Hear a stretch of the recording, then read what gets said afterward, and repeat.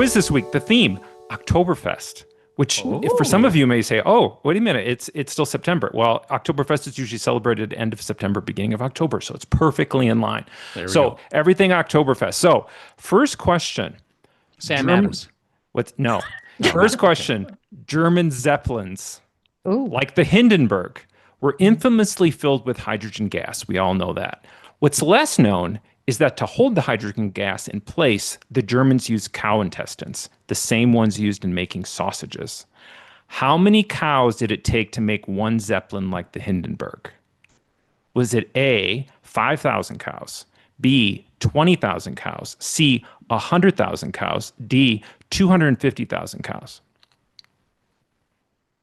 What do we do? We're all shocked. Do we all just say the letter? Yeah, which one do you want? Which one do you want? I'm going to go C, 100,000 cows. 100,000. Okay, Charlie's locked in. Those intestines I'm have a going little B. elasticity. I was B, 20 for Susan. B20. All right. You are all incorrect. It is D, 250,000 cows to make one Zeppelin. The intestines were chemically treated and then flattened into what's called gold beater skin. That's what you call it when you flatten it, because it's used to make gold leaf. It's very durable, and you can pound them together and separate the pieces of the gold. Sausage production was therefore banned during World War I because of the need to put Zeppelins in the air. Oh, that would be a hardship in Germany. Yes, that it would was. be a hardship. Certainly was. All right. Question 2. Pretzels were commonly featured at wedding ceremonies in the 16th century. What role did pretzels play in weddings in the 16th century? Was it A, the knot in the pretzel was symbolic of the union of the bride and groom, and a pretzel was placed over the door frame of the church as a new couple exited? Was it B, the pretzel was seen as a wishbone, like a wishbone, with the bride and groom each making a wish and pulling on one end and then eating a piece? Was it C, pretzels were given as the first food the couple shared the day after the wedding? It was thought the symbolism of the two halves in one was good luck for the marriage. Or D, pretzels were common marriage favors handed out to guests at the wedding, and then when prompted, people would dip their pretzels in honey and wish the couple a sweet union. There's not an answer that is tied to beer in any way? Nope. Oh, yes, there will be. There's pretzels. No, I meant with this one, pretzels and Oktoberfest. beer. I mean, yeah, it would be. I'm C. still thinking it's Sam Adams. C. somewhere. Was that Jess? C? Yes. Yeah. Yes. I'm going A. I'm going A. All right, Well- the knot over the door. Okay. What Susan? was the wishbone? Wishbone B. was B, B. and then D was marriage favors.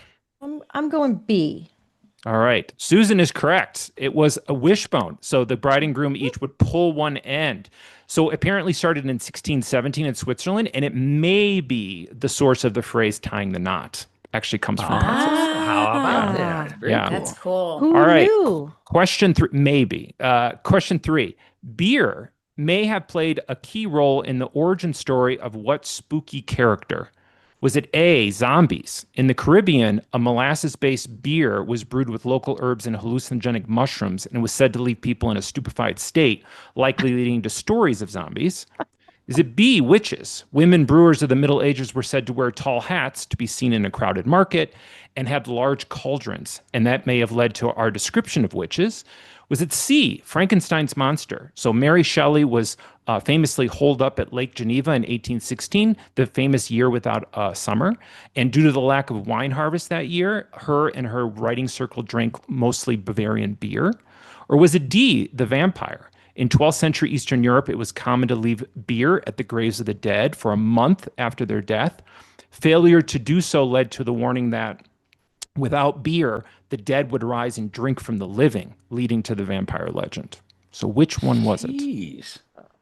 Well, you know I have to say witches. That's what I Okay. was going to say too. And I don't know, for folks who can't see, I'm wearing a girls will be Yes. girls sweatshirt with a bunch Yeah. of witches around a fire. Yes. So I had, yes. yeah. have to be on We're going theme. there. We're going there. right? Charlie? I'm either zombies or Frankenstein. I can't decide which is better. They're close. They are close. They are They are close. close. I think I'm going to go with Frankenstein because Stein is in the name. Oh, And there beer you go. Stein. Yeah. Unfortunately, you were incorrect. It is witches. It is witches. Yes. So there's a theory that alewives, women who made beer, were pushed out of their trade by men who were brewing beer by being accusing them of witchcraft. Even though the fact that they often had a lot of cats around because they had a lot of stored grain. Oh, sure. That got incorporated, but the Oh. hi-hat at local markets, the cauldron and the cats all got incorporated into the witch idea. I'll be And some darned. people believe it might be because they were basically being pushed out of their Wow. yeah. Okay. Question 4. Which of the following It's the was patriarchy again. yes. I was just going to say the Always. Yeah. patriarchy. It's always the patriarchy. Which of the following was an actual historical title connected to mustard? A historical title connected to mustard. Was it A, Keeper of the Royal Mustard Pot? In the court of King Louis XIV in 17th century France, courtiers claimed this position ensured the Sun King's table was never without Dijon mustard. Was it B, Chancellor of Dijon? In 1720, Burgundy's Mustard Guild supposedly awarded this title to regulate mustard quality and protect Dijon's dominance. Was it C, Custodian of the Golden Seed? In the 16th century Nuremberg, a spice guild records mention this honorable role tied to safeguarding important mustard seed purity. Or was it D, the Grand Moutard de Papa? In 1330, Pope John the 22nd of Avignon appointed his nephew as Grand Mustard Maker to the Pope, an official papal role. So Wow. which one was it? Keeper of the Royal Mustard Pot, Chancellor of Dijon, Custodian of the Golden Seed, or Grand Moutard de Papa? I'm going with the mustard Nepo baby. Okay. So D. D. D. A. A. Keeper of the Royal Mustard Pot. King Louis. I'm going B. I feel B. like the French are very protective of their culture and food. Right. Charlie is correct. It is D. Oh. Pope John the 22nd was reportedly very fond of mustard, and his family came from Cahors, I think I'm pronouncing that correctly, near Dijon. However, the title probably was nepotism to keep it in the family. All right. Last question.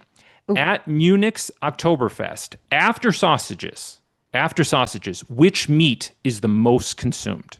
Which meat is most consumed at Munich's Oktoberfest? Is it A, Hendel, spit roasted chicken, which is usually served like a half portion, seasoned simply with salt, pepper, and paprika?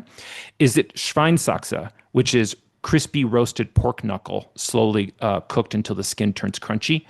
Is it Ochsenspieß, which is a whole ox roasted on a spit and carved fresh and served in a Oxbratenei, which is an ox tent? Or is it Steckerfisch, which is whole fish, usually mackerel, grilled on a fish over open coals?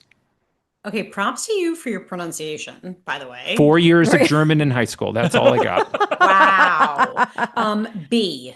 B, Schweinsachse. Yeah, Okay. I'm Was going- the knuckle? Pork knuckle. Me too. I'm Yeah. going pork knuckle. I'm pork knuckle. Okay. You were all incorrect. It is actually Hendel. It's actually spit roasted chicken. At way. the Munich Oktoberfest, they serve over 400,000 chickens are eaten each year. What? Schweinsachse is very popular. The ox is becoming less and less. But yes, Schweinsachse is up there, but the Handel is definitely number 2.